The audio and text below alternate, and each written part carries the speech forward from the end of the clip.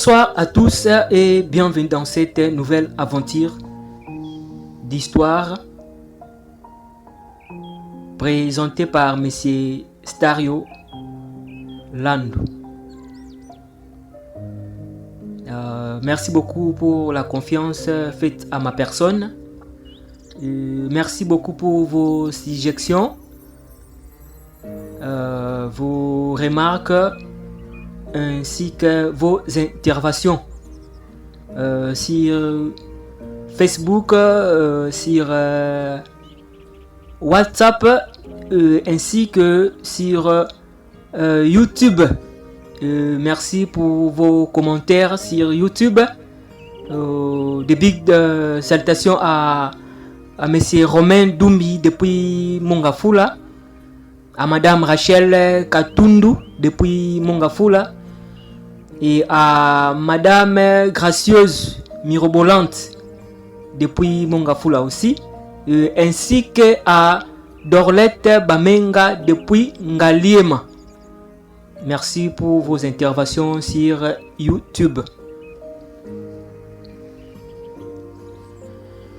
Notre histoire d'aujourd'hui est intitulée Les remèdes du cœur. Les remèdes du cœur.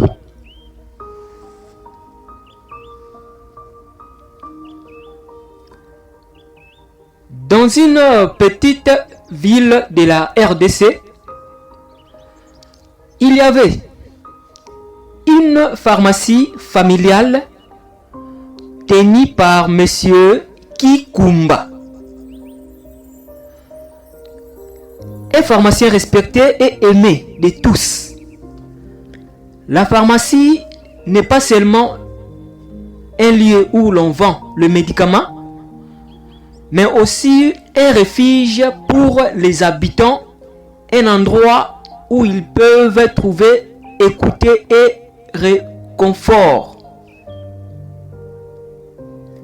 Monsieur Kikumba est passionné par son métier et prend le temps d'écouter ses clients. Il connaît chacun d'eux par leur nom, ses soucis de leur santé et de leur bien-être. Elle avait une fille au nom de Elisa Maluta. Elisa a étudié pour devenir pharmacienne et admirait le dévouement de son père. Elle rêvait de moderniser la pharmacie tout en préservant son esprit de la communauté.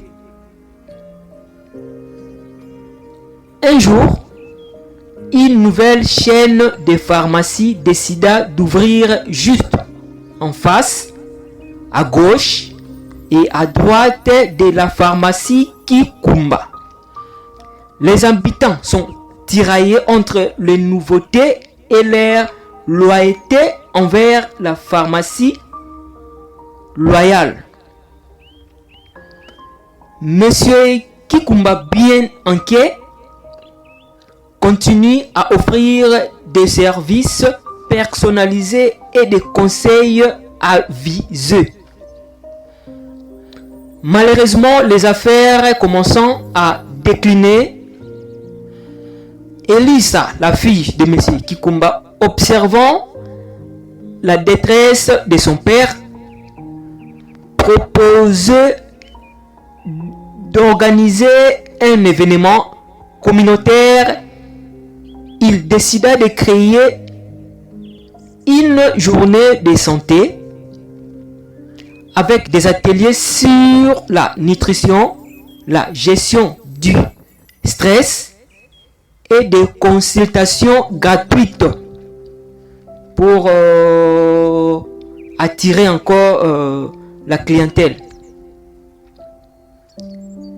L'idée est de rappeler aux habitants l'importance de la pharmacie et la santé. Le jour de l'événement, la pharmacie est pleine de monde. Les habitants partageaient leurs histoires, se retrouvant autour de la santé et de bien-être. Monsieur Kikumba se rend compte que sa relation avec la communauté est plus forte que jamais. Et à la fin de la journée, il reçoit une lettre d'appréciation d'un client qui lui confie que son écoute et ses conseils lui ont sauvé la vie. Les événements, c'est un succès retentissant. La pharmacie Kikumba retrouve ses clients et Monsieur Kikumba comprend que même face à la concurrence, la connexion humaine et le service de qualité sont irremplaçables. Et sa fille Elisa, inspirée et décidée de rester dans la ville et de travailler avec son père pour continuer à faire vivre la pharmacie familiale.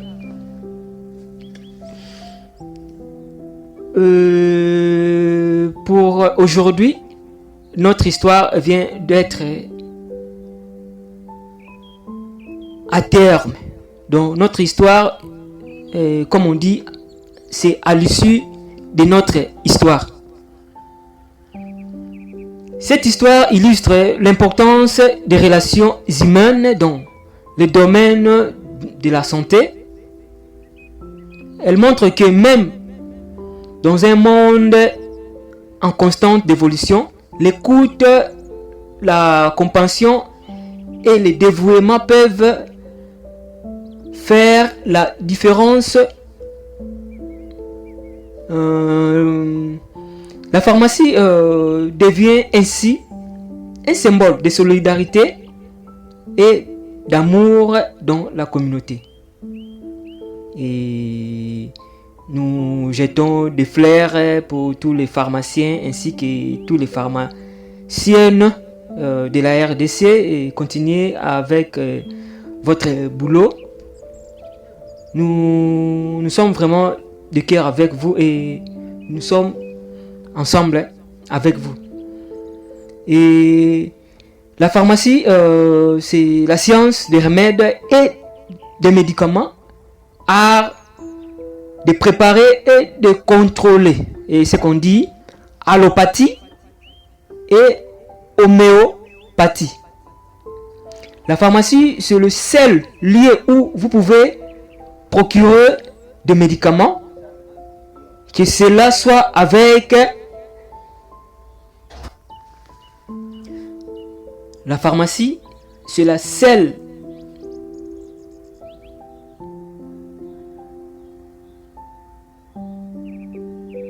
le seul lieu où vous pouvez vous procurer des médicaments, que cela soit avec ou sans ordonnance. Pour compléter, comme compliment, une pharmacie peut proposer d'autres services et produits comme les équipements d'hospitalisation à domicile ou des produits parapharmacie par exemple.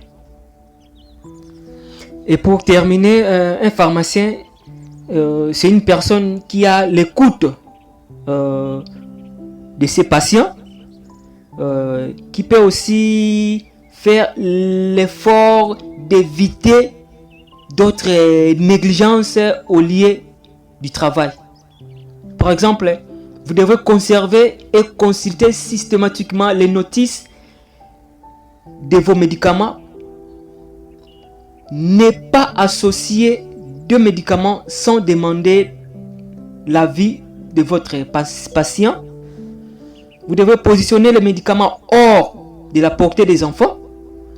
Vous devez aussi penser à scotcher les pipettes ou les flacons pour forme pédiatrique ainsi que pour les adultes. Vous devez aussi penser à contrôler la date de péremption de vos médicaments tous les ans.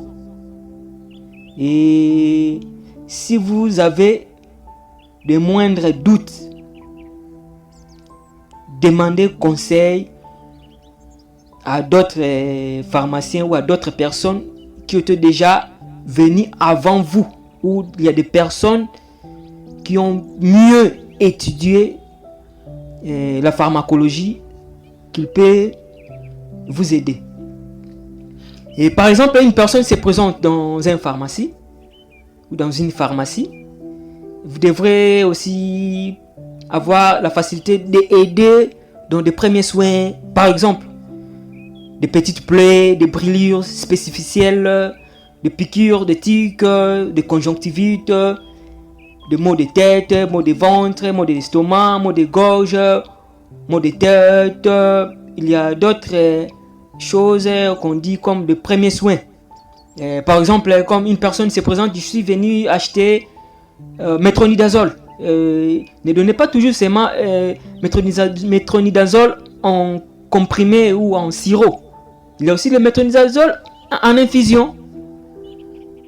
Vous devrez d'abord la comprendre.